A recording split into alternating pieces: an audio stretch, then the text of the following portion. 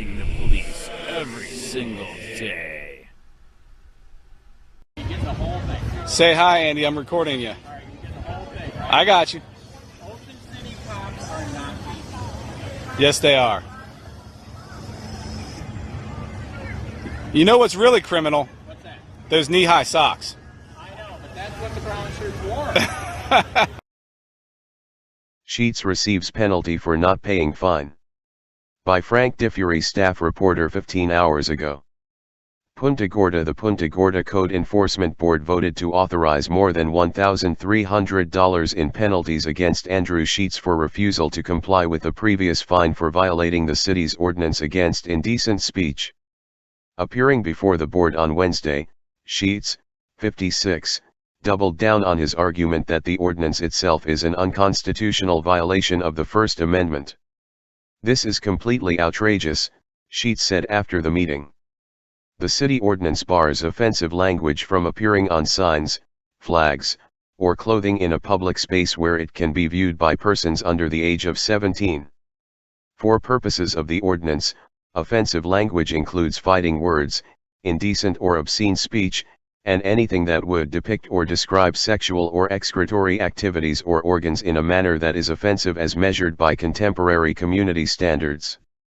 At the previous meeting in April, the Code Enforcement Board had voted to proceed with a fine against Sheets for using a light projector to display messages on the outer walls of the Charlotte Harbor Event and Conference Center. Most of the phrases were some version of F Biden, F DeSantis, or F the police.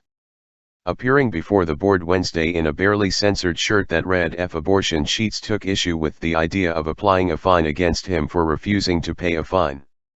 He argued the city previously planned to apply a lien against his property for a previous incident. Sheets is pursuing 2 civil suits against Punta Gorda, one in state court, the other in federal, challenging the constitutionality of the offensive language ordinance. There is a stay on the pursuit of 4 previous violations of the ordinance until the state court case is resolved. Replying to Sheets' accusations, City Attorney David Levin said that Florida statute requires that non-compliance penalties would automatically be applied as a lien. Had the stay not been put in place, he said, a penalty lien would have been applied against Sheets, similar to what happened on Wednesday. Sheets, in response, accused Levin of being a liar. "You are not telling the truth," Sheets said. Later in the meeting, Sheets requested a stay on the penalty for the charge pending the resolution of the federal lawsuit. The motion was defeated by a vote of 4-2 in favor before the vote to approve the penalty went through. Board member Nora Jardina voted both to approve a stay and then against the application of the penalty. Sheets made headlines in recent months for his public, often one-man protests against the ordinance law, local law enforcement and abortion. Last year, he was charged with allegedly interfering in an educational institution and disorderly conduct outside Sally Jones Elementary School. Sheets defended his actions as constitutionally protected protest and free speech. A trial had previously been anticipated to begin this month, but a trial date still has not been set. Oral arguments in the lawsuit against the Punta Gorda ordinance are expected to begin in July.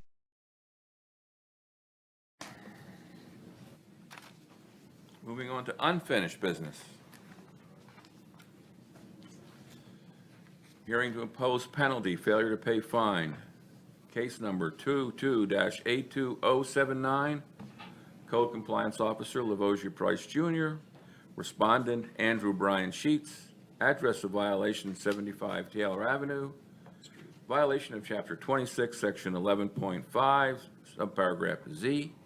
And violation of Chapter 9A, Section 9A-13, subparagraph C8, display of indecent sign, and violation of Chapter 9A, Section 9A-10, subparagraph H, and violation of Chapter 9A, Section 9A-8, sub E, failure to pay fine.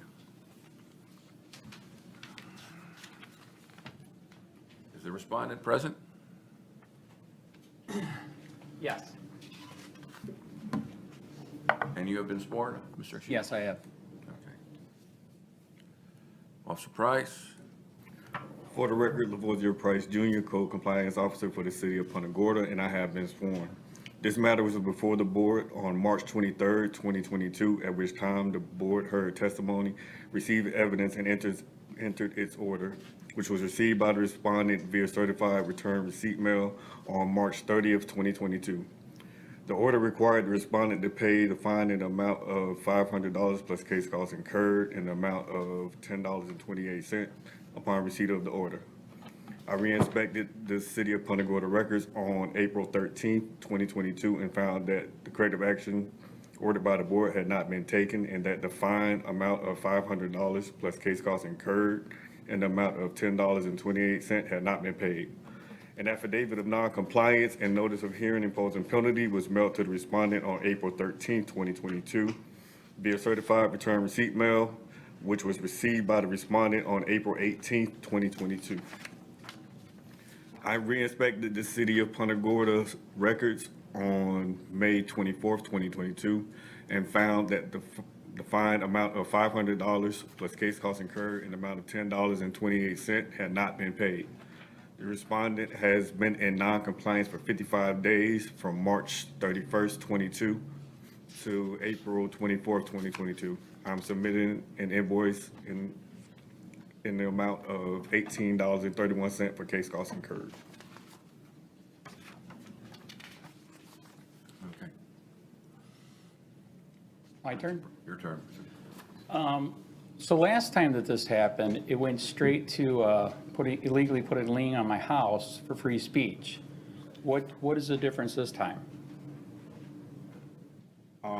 Correction from March 31st, 22 to May 24th, 2022. I said April. Ms. Levine, would you please answer that question? Well, I'm not sure what he's referring to as the last time, but there was a previous action, several cases brought against the respondent, that the respondent took an appeal of those cases, and the respondent's attorney requested a stay of further action relating to those cases that were taken up on appeal to the circuit court. So no further action with respect to the fines has been taken with respect to those prior cases. The case before you today is a new violation, separate and apart from the violations that were previously heard by you and taken up on appeal. And so there's been no stay requested with respect to this action. Mr. Sheets has another group of attorneys that are representing him in that case. That case is was brought into federal court, but still no requested stay of the code enforcement's action in this new case was requested, and therefore we are seeking payment of the penalty and a penalty for failure to pay the fine that was instituted by this court, by this board. Thank you. My turn? Here's your answer. So again, he's not telling the truth. 4 tickets last time you gave me a fine on, and you went straight to a lien on my house. You are not telling the truth. That is what you said you would do if I did not pay the fine. Straight to a lien on my house. So he is a liar again, and I do not know why I'm being called back in here. This is like double jeopardy. Also, he just admitted this is out of your jurisdiction. Federal court has it. You guys already screwed up. Okay, federal court has it. This is out of your hands. So what he is doing is malicious prosecution, which is also illegal. When is this going to stop? When I have to personally sue each and every one of you, including him, for this insanity, for free speech? Seriously, did he tell you got 3 more tickets coming? They were supposed to be next month, and he pushed them off until after the state because they know he's going to get killed in state court, let alone federal court. So he is a liar. They went straight to lien last time. That's what we expected this time. And now he's making up more crap and lies for malicious prosecution, which I will file a bar complaint against your ass. Okay, thank you. Thank you. The standard process is when a code enforcement order is issued by this board, it constitutes a lien under the statute. There was no additional action taken to impose a lien on the property. It's automatically imposed by virtue of the statute and the recording of the action of the board. Thank you. I think we've heard enough. No, I'm asking for a motion to stay. You don't have that right for make a motion. That's the board's responsibility. I'm asking for a stay. Mr. Chairman, he does have the. Does he? He does have the authority to request a stay. Okay. And if you wish, you can impose that stay retroactively. But at the moment, there is no stay before you and nothing that would prevent you from moving forward, including the fact that there may have been a filing in federal court on this case. Until that court issues an order staying any type of further action from you, or you issue an order staying any action, it's fair game. Well, the motion's been made by the respondent to stay further action on this enforcement action. I assume, does anybody want to second that motion? Well, he can't make a motion, he made a request. Yeah, he's making a request, so now The it's up request to has you to been made decide. for a motion, I'll modify what I said. A request has been made for a motion to stay action on this enforcement action or until matters are resolved or This is a separate issue, is it not? separate. This is separate than what is presently in circuit court on appeal. And as I said, a complaint was filed in federal court. I happened to speak with the attorneys that are representing the city on that case yesterday, and they are required to file an answer to that complaint. That deadline has not yet been reached, but we'll be filing an answer in the very near future. So it'll be a stay pending resolution of these matters before the In the federal case, correct? federal case. Can we make a motion to apply this fine to a lien on his home? And No, whatever decision you make regarding the fine, it automatically constitutes a lien on his property and any other personal property that he may have elsewhere in the state. That's the provision of the statute relating to the orders. Is the matter in federal court regarding this specific violation, or is it a question with regard to the constitutionality of the code? It's this specific violation, but the allegation is that the code upon which this violation was based is unconstitutional. Okay, so he is challenging this specific violation in federal court. Yes. All right. Okay. That motion has been submitted to the board. Is there a second? second, Giardina? Wait, I'm sorry. Motion for a I thought we stay. made the motion about. did somebody stay. make a motion for stay? I asked if somebody, it was a motion, I can't do that. I guess Okay, as the motion was motion read, is- would somebody adopt it, please? I would like to make a motion that the case is stayed pending outcome of the federal case challenging the code, This violation. this violation.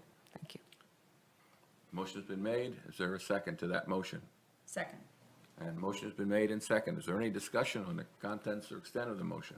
The last time we did this, we were under the impression that by granting the stay, the respondent would no longer commit additional violations.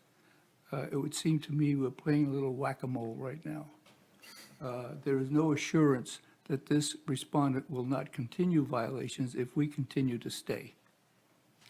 And let me also argue, if I might, that unless or until a court of competent jurisdiction determines that the city's ordinance is unconstitutional as it relates to these violations, the city's ordinance is valid. And so the concern of continued violations is a real one, in our opinion. But the stay doesn't negate the fines. He will continue, if the federal case upholds the ordinance, then all of these fines will apply that have been stayed. That's true with respect to this violation. And if there's a new violation brought before you again, we'll have to start it all over again. I don't think Mr. Sheets would be willing or even able to not continue to violate this, so, It's called free speech. no, we're not talking about free speech now. Free No, we speech. aren't. We're talking Yeah, we about are. whether or not you're gonna continue to come before the board. And I believe that you would continue to do this even if we Because asked for it's free a stay, speech. so it would be useless to put that in as a provision. Correct. With this individual. He wouldn't honor it, so. Any further discussion on the motion? Only the fact that I'm opposed to a stay. I think we should proceed in accordance with the ordinance with which we are chartered to uphold. Then I'll call a vote on the motion. All those in favor of the motion as presented, please signify by saying aye. Aye. All those opposed, Nay. Nay. I guess we have a tie. Who's nay? I lost it, so. For record, Dave McCarty, code compliance supervisors, could we get a hand count so That's we just what know I was who gonna ask voted for, what since way? I can't. All those in favor of the motion as presented, please signify by saying aye. Aye. Jardina? Aye, Higgins. All those opposed to the motion, please signify by saying nay. Nay, Nay. Sacaloto? Nay, Rich. Nay, Como. Nay, Erickson. Motion is not carried, so there will be no stay. So now the next action is to take action with respect to the penalty imposing hearing. Thank you.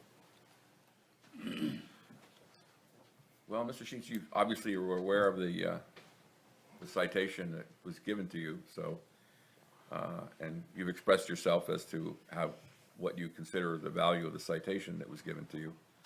So I don't know if you really need to have any more of a presentation. So the issue before the board is, how do we want to resolve this violation? So just for clarity, an unpaid fine by process comes back to us. If it's not paid again, what does the process do? Come back to us again?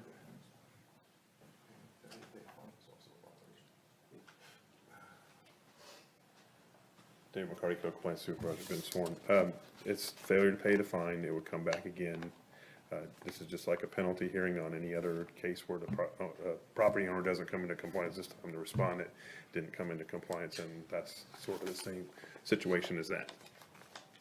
And the daily fine would continue until it's paid?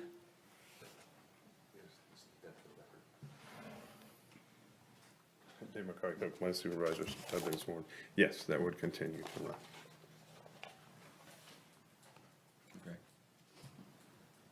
Any other questions? Then we'll entertain a motion to resolve this Motion? case. Motion to find that the respondent is violation of the order and order that a fine in the amount of $25 be, $1,375 be imposed, representing a fine of $25 per day for 55 days for noncompliance from March 31st, 2022 to May 24, 2022, plus applicable interest of 4.25% per annum, and said fine shall continue to run until respondent comes into compliance with the Punta Gorda Code, and is further ordered that the respondent is required to pay additional case costs incurred in the amount of $36.81. Motion has been made to find that the respondents have violated the order, and further order that a fine in the amount of $13.75 be imposed, representing a fine of $25 per day for 55 days, plus applicable 4.25 interest, and further order to pay court costs of $36.81. Is there a second to that motion? Second, Como. Motion's been made and seconded to find that the respondent is in violation of the order. Any discussion on the motion? All those in favor of the motion as presented, please signify by saying aye. Aye. Any opposition to the motion? Nay. One nay. Motion is carried. Thank you, Mr. Sheets.